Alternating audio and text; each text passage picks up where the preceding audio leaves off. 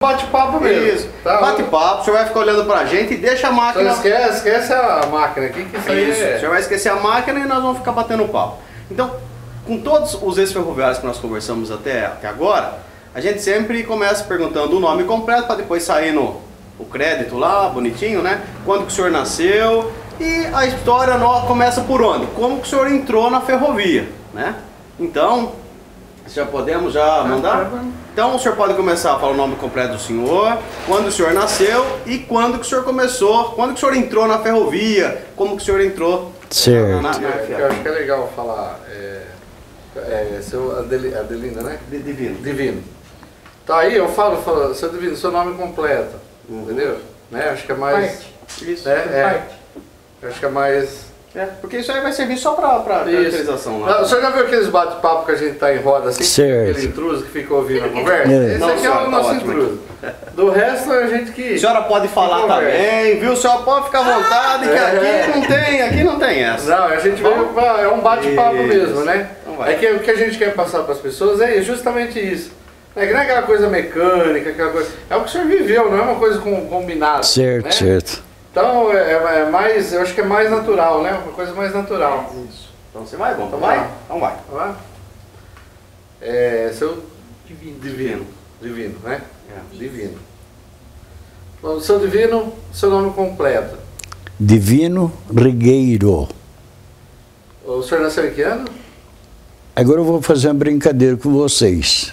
Uma vez vocês lembram bem da escola. Isso. Eu sou do Dia da Bandeira e o Ano Constituinte. O Dia da Bandeira e o Ano Constituinte. Já pegou. Já não dá mais. 19 de novembro de 32. 32. Importante, né? Pelo menos um dia eu lembrei, né? O senhor é natural de Matão mesmo? Senhor? Não, eu sou de Pirangi. Pirangi é uma cidadezinha perto de Bebedouro, entre Bebedouro e Catanduva.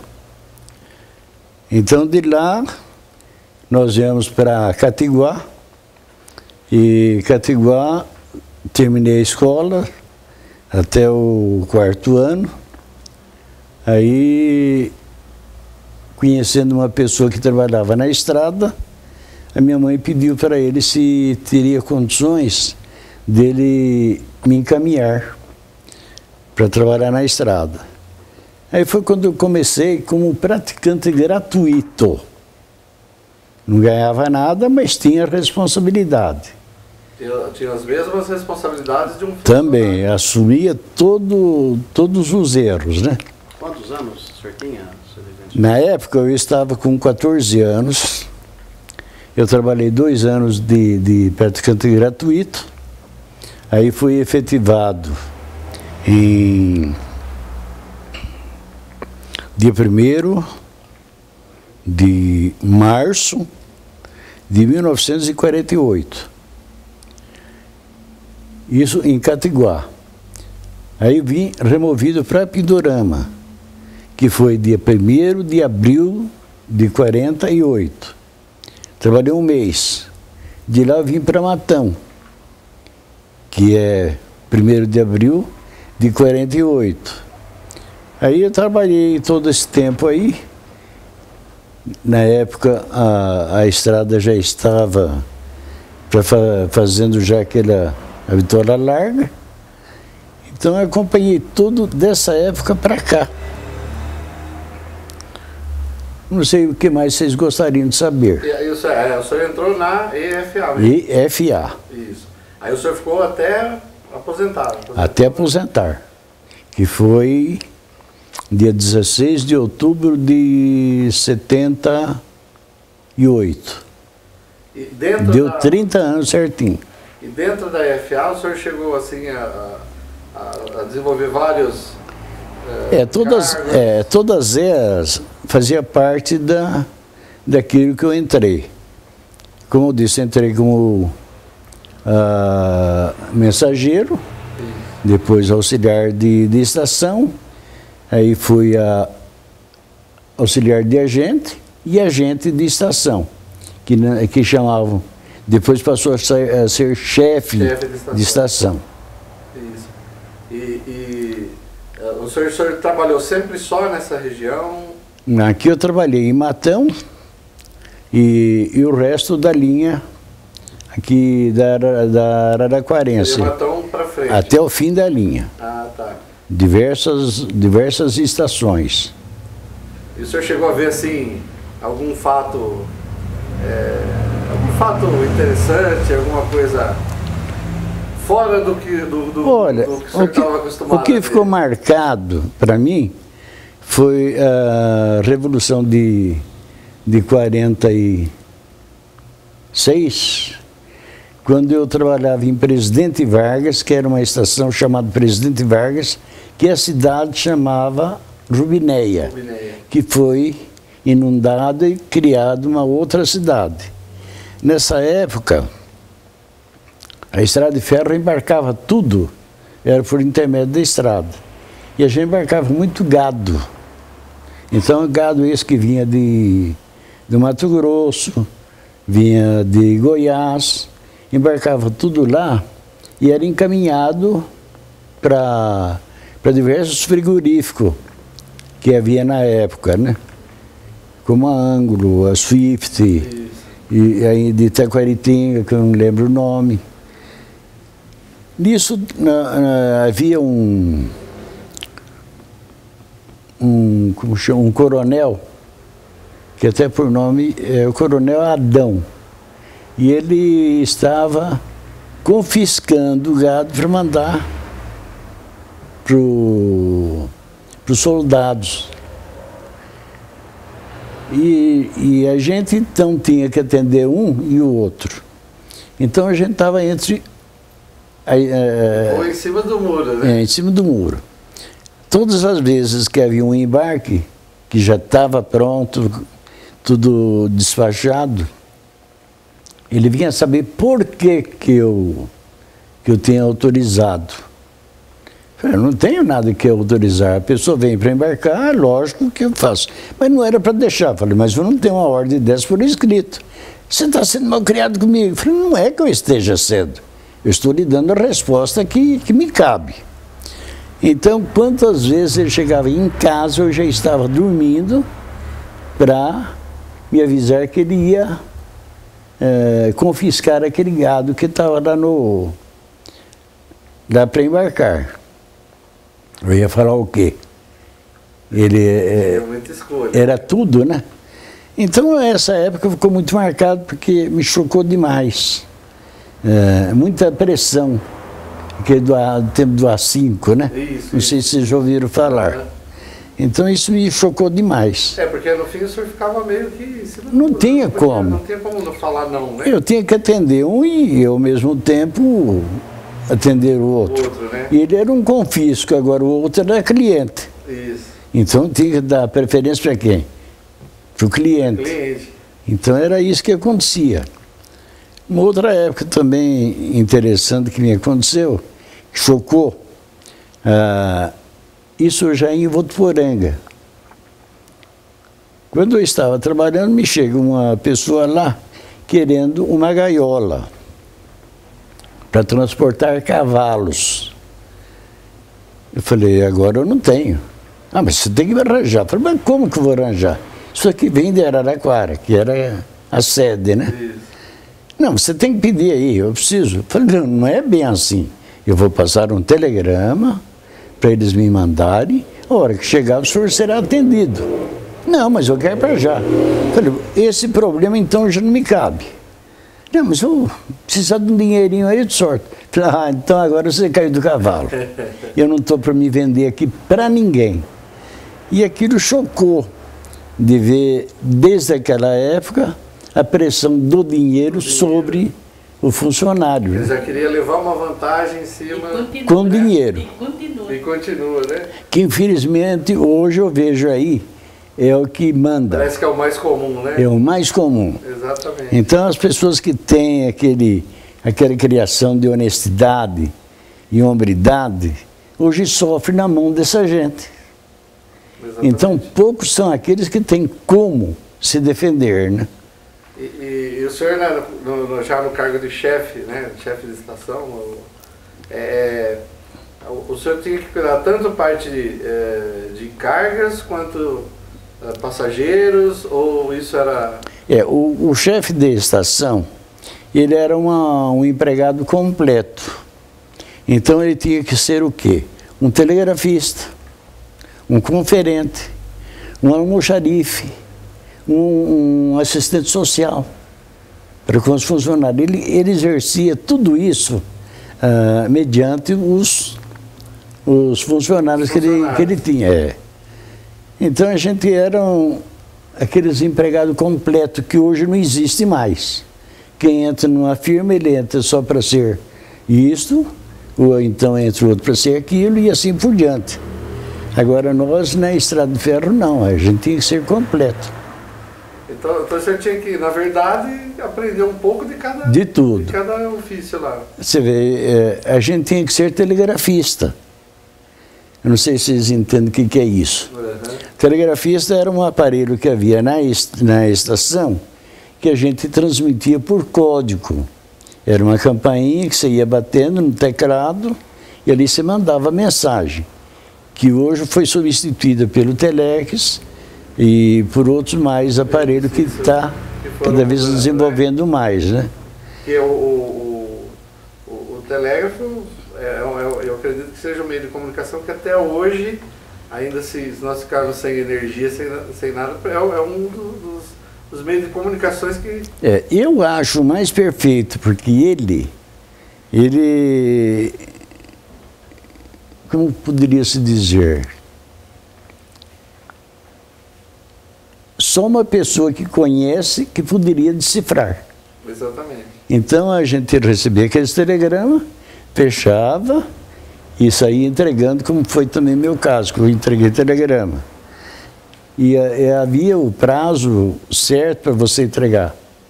Você não podia ultrapassar 2 horas para a notícia chegar para cada um, né? No caso, então, no caso recebia-se a mensagem e também tinha que entregar. Isso, não, havia o telegrafista que recebia, o mensageiro, que era o menor, para entregar.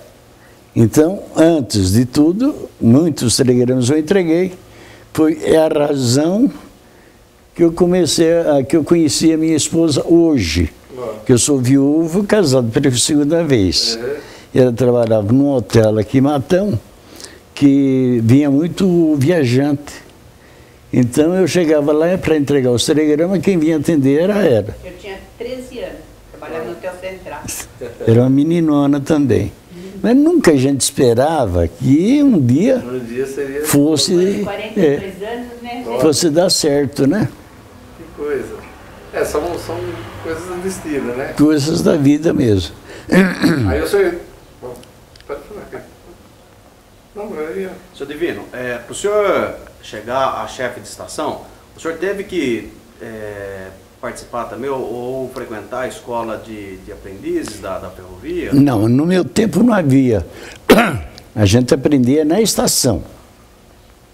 Posteriormente, já quando eu estava trabalhando, aí já surgiu as escolas que tinha lá em Araraquara, que é aquele prédio ali para cima onde era o movimento, tinha tudo, os escritórios, ali havia também a escola.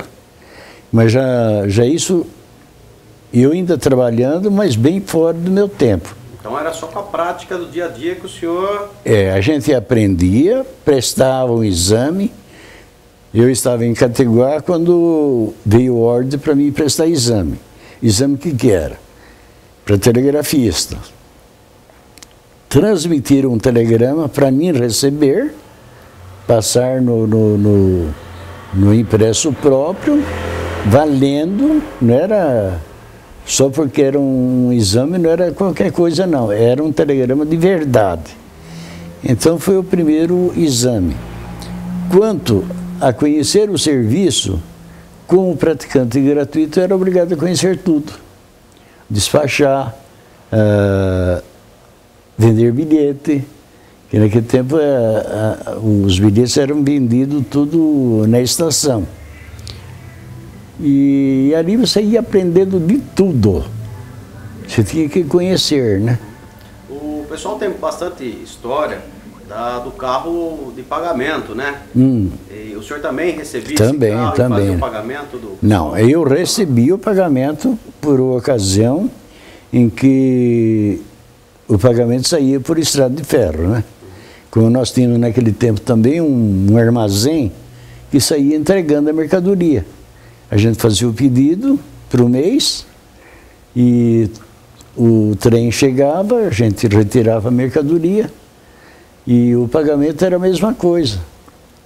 Então vinha aquele trem pagador e que a gente recebia na estação, que não poderia ser mais igual hoje. Hoje eles assaltariam até o trem, levaria até embora, né? Até o vagão. Naquele tempo não. Graças a Deus acompanhei bem ainda o tempo bom de honestidade e respeito, né? Pelos outros. O tipo de carga que se transportava aqui, é o que predominava mais? Olha, Matão deve-se ao que é hoje a estrada de ferro. Isso. Eu quando vejo uma estação abandonada desse jeito aí, dói, né? Então veja bem, no meu tempo, quando eu vim para Matão, aqui nós embarcávamos. Não só recebia, como embarcava. Pedra, que era uma pedreira que havia aqui em Matão, que por sinal, a minha primeira esposa era filha do dono dessa pedreira. Que você conhece essa pedreira. Nós tínhamos também lenha, embarcava tudo lenha por aqui. E então havia diversas pessoas que embarcavam lenha. O grosso era o café, que embarcava por aqui. As indústrias embarcavam tudo por estrada de ferro, que é o arado, e carriola e assim por diante, de todas essas firmas que ainda tem aqui em Matão, que cresceram junto com o progresso de Matão. Deve ser toda a estrada de ferro, que era o meio de transporte, né? Para tudo. Aqui a primeira remessa de búfalos vieram por estrada de ferro em 2 gaiolas, na época em que eu estava chefiando a estação, que era o chefe. A primeira remessa de búfalo. A primeira remessa. Como que vinha? Vinha essas gaiolas que ela já tinha um modo de descer aquela porta, descia, servia para eles descer. Né? Isso, pela rampa. Então descia tudo aí. Quando eu cheguei em Matão, então havia ainda um triângulo que a gente chamava, que era o virador. A locomotiva chegava aqui, entrava de frente e saía de fasto e ia embora. Chamava-se virador. São lembranças gostosas. Com certeza. Gostosas. Eu digo para muita gente ainda que eu tenho muito saudade dos amigos. Porque a estrada de ferro, pouca lembrança boa deixou no estado que está hoje. Sim. Se tivesse sido sempre verificando, melhorando, o governo não fosse tão estúpido em acabar em benefício de outros meios, que é a rodovia. Então nós teríamos ainda uma estrada de ferro muito boa, né? Mas, felizmente e infelizmente, acabaram com ela. A estrada de ferro era uma família. Era uma família. Nós éramos uma família. Não falava mal de um ferroviário para o outro, porque ele acabava sofrendo as consequências, né? Nós éramos uma família só. Tem ainda bastante amigos ferroviários que ainda estão vivos igual eu. Mas a maioria já foram. Até, por sinal, tem aqui... Aí em cima da mesa do sofá. Do Orlando? Aqui eu tenho umas fotos que eu tirei quando eu me aposentei e peguei todos os meus funcionários e fiz uma festinha para eles de despedida. E aqui era uma turma grande que trabalhava. E quando o senhor se aposentou ainda era EFA? Não, já era FEPAS. Já era FEPAS. Tá. Nós já estávamos sofrendo as consequências da passagem do governo para essa firma que arrendou aqui, né? Que era a FEPAS. Seu Divino, o senhor presenciou a passagem da bitola estreita para a bitola larga, né? Eu trabalhei aqui nessa época que estávamos fazendo. E o pessoal disse que logo que instalaram a bitola larga, na verdade vieram locomotivas a vapor de outras ferrovias. O senhor lembra dessa época? Lembro. As nossas locomotivas eram tudo a lenha. Já começou também, na época, ela ser a óleo. Então, em vez de queimar a lenha, queimava o óleo. E aqui em Matão, quando se fez a bitola larga, foi obrigado a ter 3 linhas para vir os trens de bitola estreita e os trens de bitola larga. Aí começou a vir locomotivas de fora, que continuou trabalhando, as de fora e as nossas também. As de fora, grande parte delas foram emprestadas, que vieram da Central, da São José de Jundiaí. Então, que elas transportavam os trens de bitola larga. E os trens de bitola estreita já foram diminuindo bastante, na medida em que foi entrando, né? Então teve que fazer o transbordo de um vagão para o outro, né? Praticamente, era assim? Não, o vagão não. Os vagões de carga já é diferente, porque começou a entrar os vagões de carga de bitola larga para transportar. O que havia, sim, era o transporte humano. Então havia diversas estações por aí que você ia de bitola estreita até um determinado lugar, lá você descia para pegar o outro trem bitola larga. Que aí, esse havia, né? Vai ter que fazer o transbordo. Né? E depois teve a chegada das locomotivas a diesel, né? Aí já começou a chegar as locomotivas diesel, que a primeira remessa, quem comprou foi até o Jânio Quadros. Mas locomotivas a óleo diesel.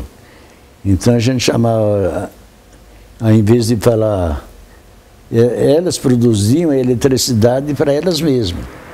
O óleo, trabalhando lá, produziam um dínamo que criava a eletricidade, né? E o senhor lembra bem dessa época que elas chegaram? O pessoal fala que foi... Eram umas locomotivas vermelhas, que até você deve lembrar disso. Ela ficou muito tempo aí trabalhando. Hoje ainda existe alguma andando por aí, fazendo aquele serviço, os que não acabaram, né?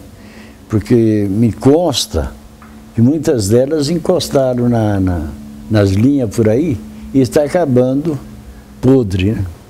Está apodrecendo. Senhor Divino, o pessoal diz também, isso não é lenda, isso é fato, né? Vai. Que o chefe de estação, ele tinha quase que a função do delegado na época, né? Autonomia geral. Um chefe de estação, ele não só tinha o respeito dos funcionários, como também da cidade. Ele era um cargo importante. Então, havia sim, em lugares como Matão na época, não havia ainda o juiz de direito, e o máximo era o delegado. Então ele também fazia parte daqueles cargos importantes. Não se fazia nada sem não convidar o chefe da estação para fazer parte, né? Inaugurações de casos festivos, como da cidade. Então ele fazia parte disso.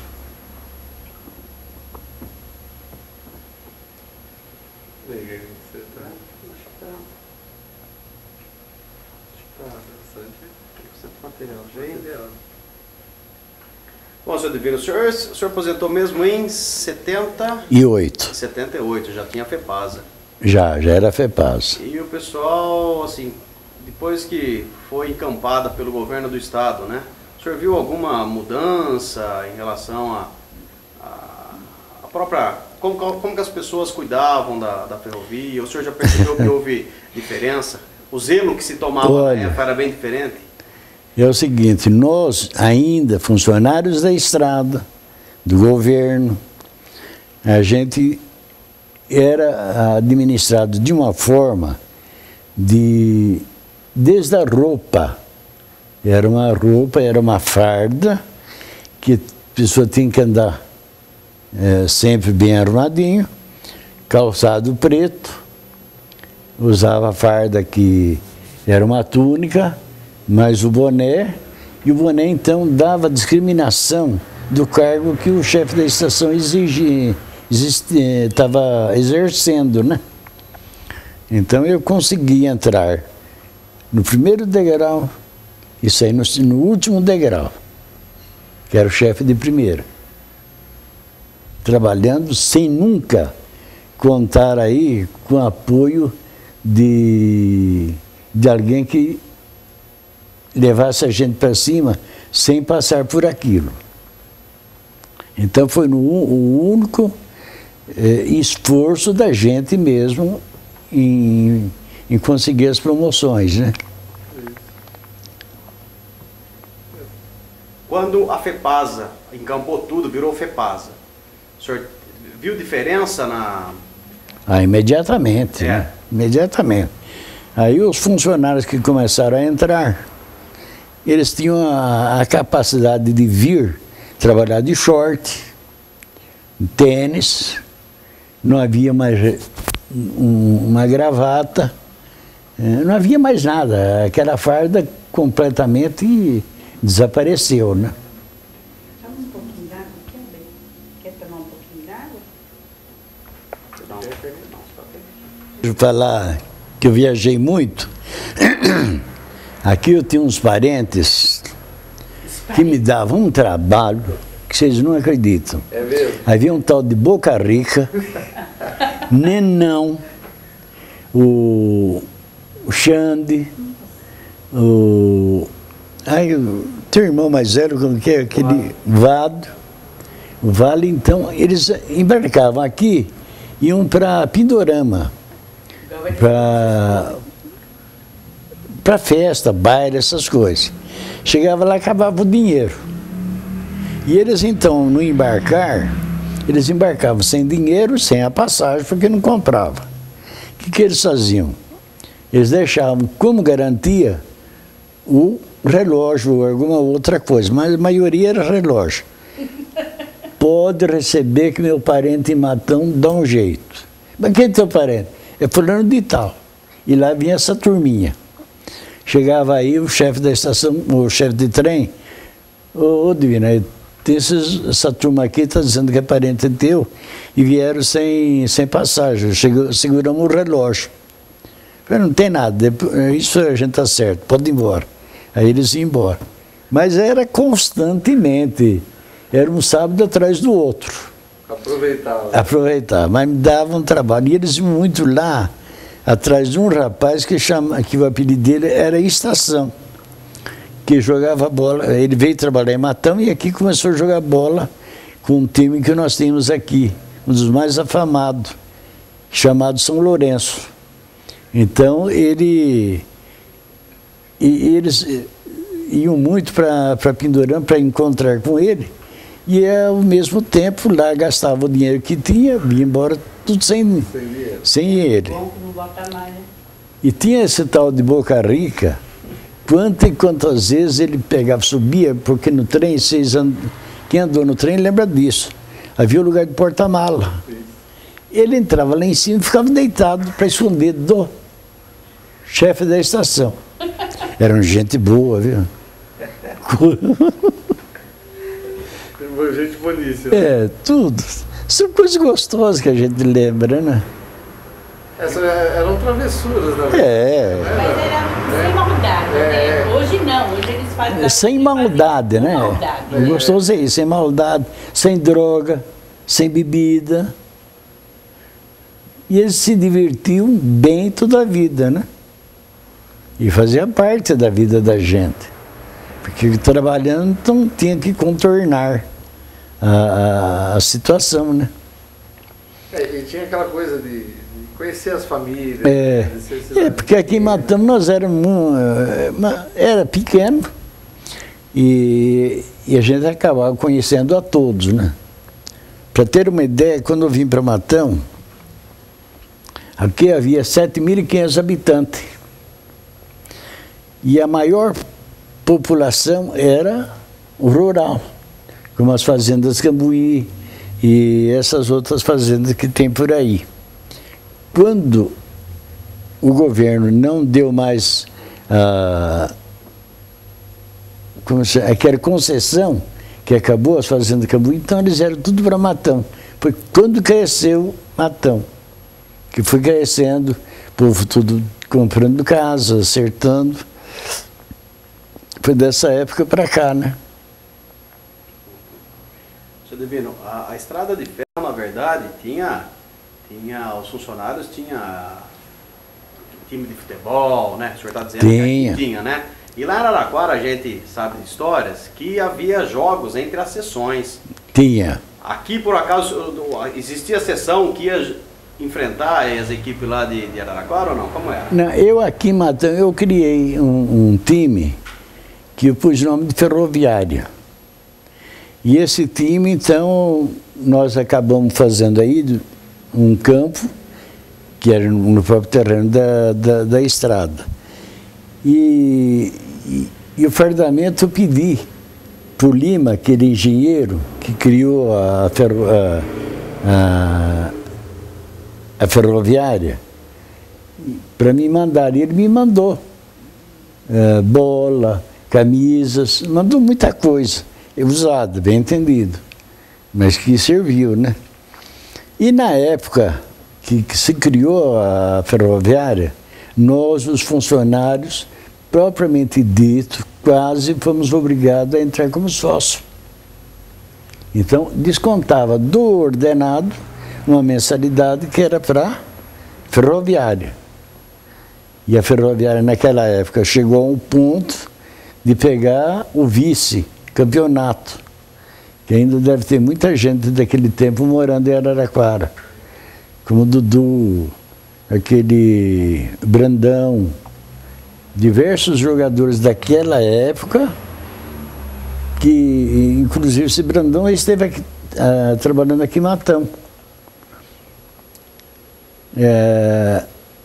Era um time respeitado, que nós temos um outro que mora aqui em Matão, chamado Baiano, que foi para a Ferroviária, de lá foi para São Paulo.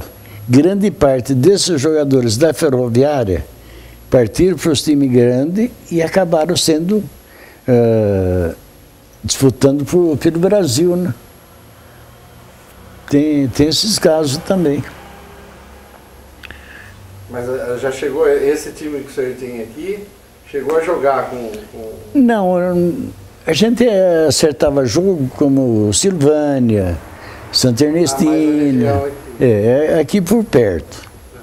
Porque na época Matão já tinha um time de nome que prevalecia, né? Que era o São Lourenço e mais um outro chamado Can. Então, o nosso aqui era um time pequeno, pouca influência tinha, mas a gente saía para fora. Seu Divino, supondo que dentro do trem tivesse algum baderneiro fazendo bagunça, o chefe de trem parava e quem tomava conta aqui do cara depois era o chefe de trem, ele parava o trem, que era para parar mesmo. Naquele tempo todos os trens paravam aqui em Matão. Só posteriormente que houve um trem que não parava. Mas aí a turma entrou e pediu para entrar.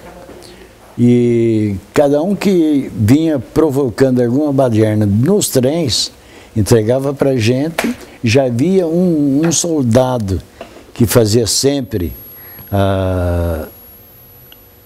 vinha aqui na estação, já tomava providência, já levava ele, né? Alguma coisa também? Eu tenho uma curiosidade, mas já é pessoal. Pode perguntar a curiosidade do pessoal, é uma grande história isso aí. Não, os carros gaiola da FA, eles tinham uma cor em particular ou não? Era preto ou preto, branco? Como os de passageiros? Não, os gaiolas. Não, as gaiolas eram de bois. Isso. Transportar gado. Isso. E que cor que era, senhor? Eram pretas. Todas pretas? É. Eram pretas. E os vagões de aí transportar fé? Os vagões que, quando eu iniciei na estrada, eram de madeira. Os bancos os vagões de segunda classe eram de madeira também. E já o de primeira classe já era um banco mais confortável. E é uma coisa muito importante também para quem não sabe disso. Os carros de primeira só entravam lá pessoas que, além de pagar a passagem, tivesse gravatado, bem arrumadinho. Para entrar no carro-restaurante, ele tinha que também estar dessa forma, de gravata, paletó, para poder participar ali Tá a rigor, né? desse carro. E nós tínhamos também uns vagões chamados Puma, que também eram... Geralmente quem embarcava ali eram pessoas que tinham meios e também o comportamento bom. Havia também aqueles carros que a gente chamava dormitório. Então tinha o carro dormitório, as camas que eram para casais e os individuais. Então, pessoa, não hipótese, aqui em Matão, quem ia para São Paulo fazer compra, ele já ia de carro dormitório. Chegava lá em São Paulo, fazia as compras que tinha, voltava. Que havia bastante trens trafegando, né? Trens passageiros começavam com P1 a P6. Havia 2 trens que eram apelidados tirolesa, que era um que vinha e outro que voltava, que era o misto. Então tinha bastante trem. Trens de carga, naquela época, que não podia ser muito comprido, uma que não tinha locomotiva que puxava, e a linha também não comportava. Então chegou a existir até o C12, que era C1 e aí indo, carga 1, carga 2, até o C12, né? Que hoje eles pegam aí, botam quase 100 vagão aí, puxado por 3 locomotivas, uma empurrando, e leva essa batelada. Um vagão naquela época, nossa, na minha época podia ter o quê? O maior vagão que tinha já quase no tempo da FEPASA era 75 toneladas que carregava. Hoje carrega muito mais.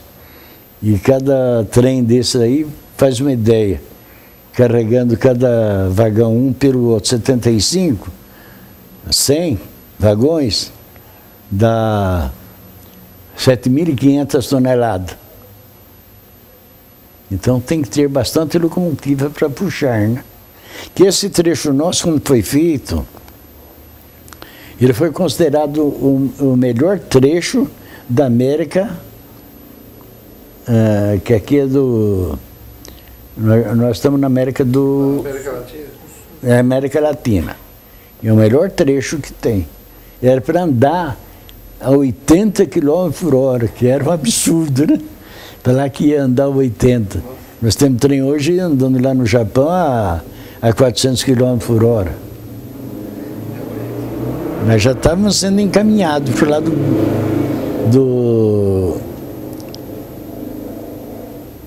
do progresso, né? Já estava sendo. Nesse trecho aqui, que até eu nunca vi fotos, né? Mas chegou conhecimento de pessoas que viajaram muito no trem, que diziam que tinha aqueles vagões prancha que levavam os carros do pessoal que era mais, né? Mais ali nós tivemos um trem chamado autotrem.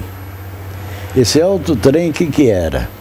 Pegava os caminhões carregados lá no começo da linha, ou em alguma estação, e levava eles entravam em umas gôndolas, e ali eram bem amarrados, e levava para São Paulo. Para quê?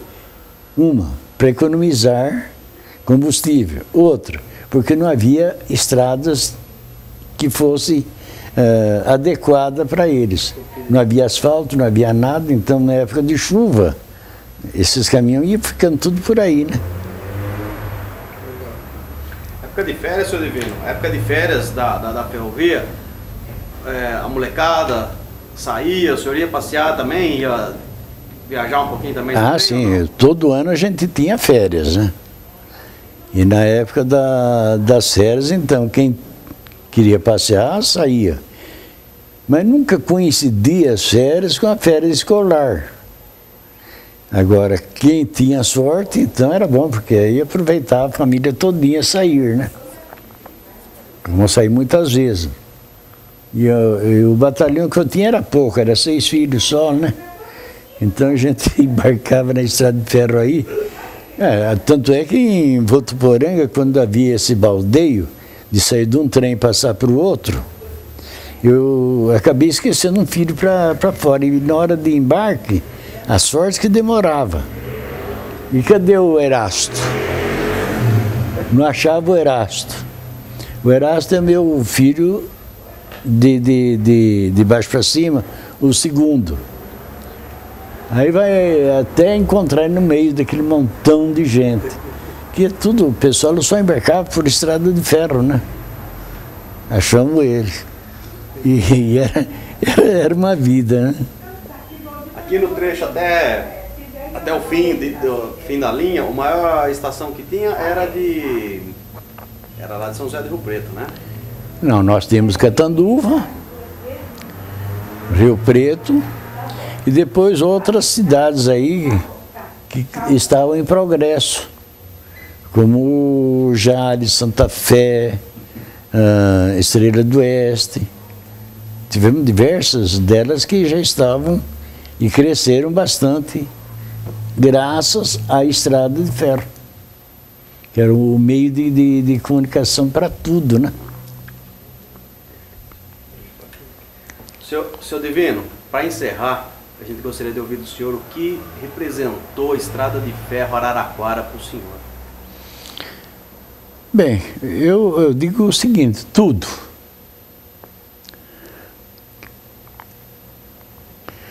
Aqui, eu criei meus filhos, vivi,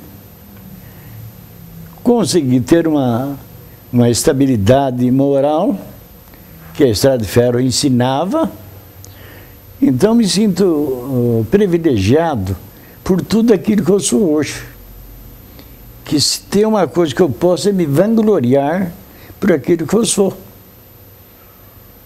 Pelo nome, pelo conhecimento, por aqueles que me conhecem, por aquilo que eu sou, por aquilo que eu consegui criar a minha família. Então é tudo isso, né? Devo a ela.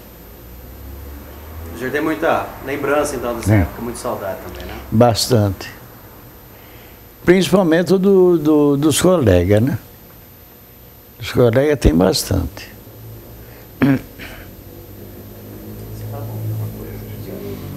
Certo, então. Senhor Divino, olha, muito filho. Certo. O senhor é o primeiro que está falando como chefe de estação, né? Por isso que a gente teve essa vontade imensa de vir falar com o senhor. Olha, que matão dos antigos mesmo, que sobrou só eu. Só o senhor. Também, 78 anos, né? Aqui. Fala bom. O senhor, como chefe de estação, foi quantos anos? Ah, fiquei bastante. Foi a maioria, né?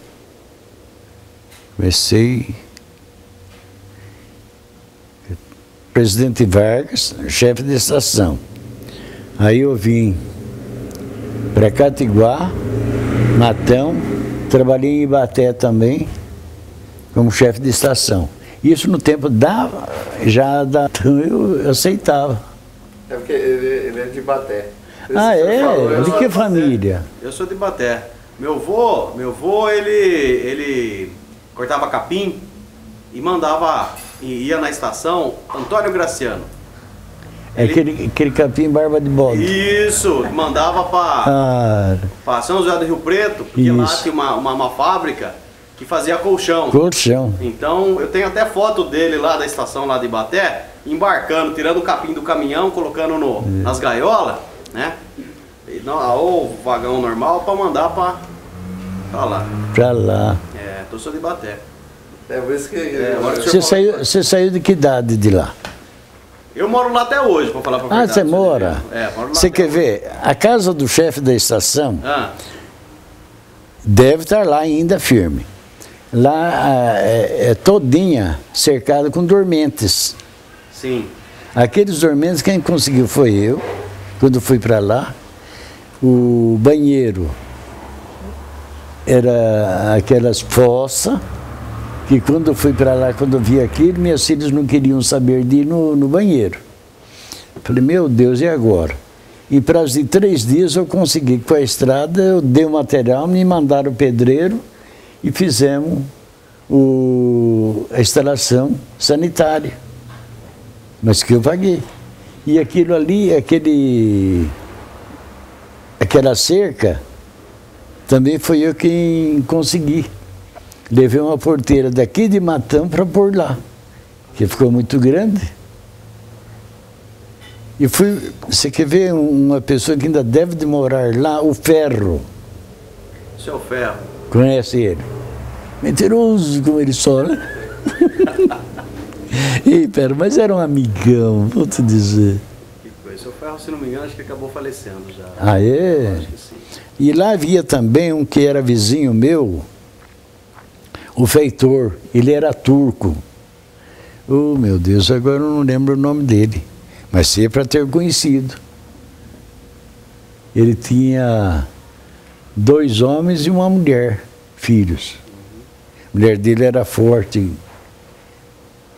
Porque lá até tem 2 estações, né? A da FEPASA, e a antiga da Paulista, né? O senhor chegou, acho que ver ela lá? Não, lá só tinha uma. Na época do senhor só tinha uma, então, que era uma grande, então. Isso, então, por que fizeram mais? Fizeram outra estação. A linha ela foi retificada. Não sabia. Ela foi retificada. Então, onde o senhor fala, ali era tudo avenida hoje, né? Isso, do lado. A minha casa era aqui e a avenida aqui. Exato, então hoje é tudo avenida. Mas olha. Então aquela estação ela foi desativada. Não sei dizer para o senhor que ano que ela foi desativada e construíram uma menor. Eu ainda, quando fui lá, ela estava ativa. Aí depois que eu saí, aí andaram desativando um montão delas, né? Então não compensava mais ser funcionário lá. Perfeito. Aqui tá vendo aí? Contou um pouco da história de Ibaté. E seu Ferro, é verdade mesmo. Seu Ferro Porque uma vez eu queria falar com... quem é... Meu avô, né? Quem que é ferroviário aqui em Ibaté, né? Não, vai conversar com o seu Ferro, que o seu Ferro é o Ferro. É o Ferro, é isso mesmo. Que joia, então. Aqui tem a oficina de locomotivas, alguma coisa não, assim? Não, nada? não. É só a estação? As oficinas eram só em Araraquara, né? Tá. Que tinha. Manutenção não tinha nada? Não. E a manutenção de locomotiva, tudo era feito em Araraquara. E nós tivemos diversas... havia oficina, havia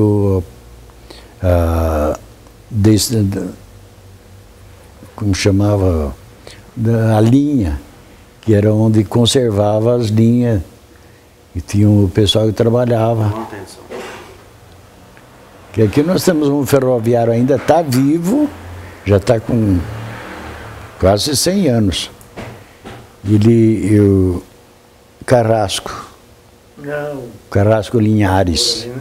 Esse Carrasco, ele foi feitor.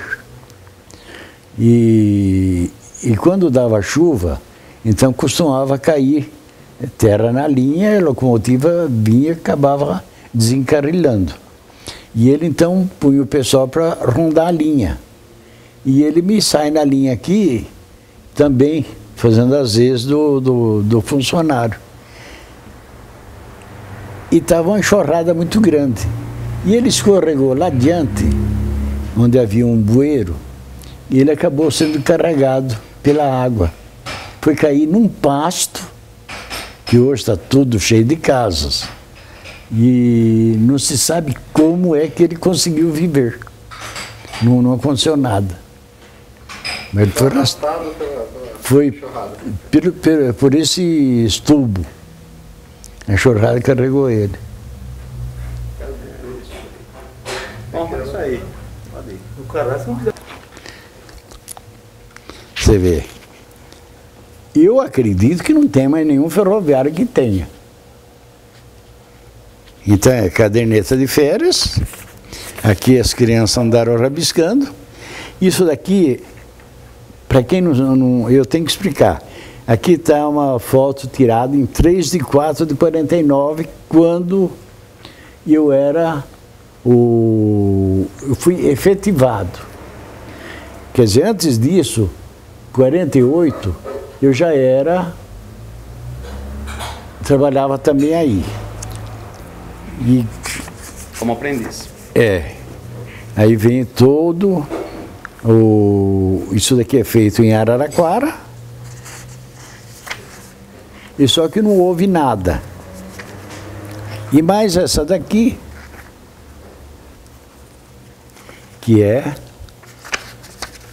a de férias. Aí. Então tem entrada, o número, que a gente era tudo numerado. E vim aqui. E essa foto é interessante. Quem me tirou era um chefe de estação, que começou a se interessar por fotos. Ele disse, então espera que eu vou tirar a tua foto para fazer teus documentos. Por isso que eu acredito que ninguém tem. Quiser levar ela lá para fazer alguma coisa, lá em Araraquara, pode levar. Você Divino as fotos, senhor, tá? Aqui tem mais alguma coisa da ferrovia, senhor Divino? Essas de branco e preto, alguma coisa ou não? Deixa eu ver o que tem aqui. Deixa eu ver. Isso. São Lourenço, que eu levava de Araraquara. Aqui nós estávamos numa reunião que estava tratando de assuntos espírita. Então ele fazia parte, eu fazia parte, e ele vinha para cá. Então tem aqui. Esse é o São Lourenço. E aqui é o São Lourenço. E aqui, conhecidos aí? Esse daqui é o Genésio Magaton. Então fizemos uma brincadeira.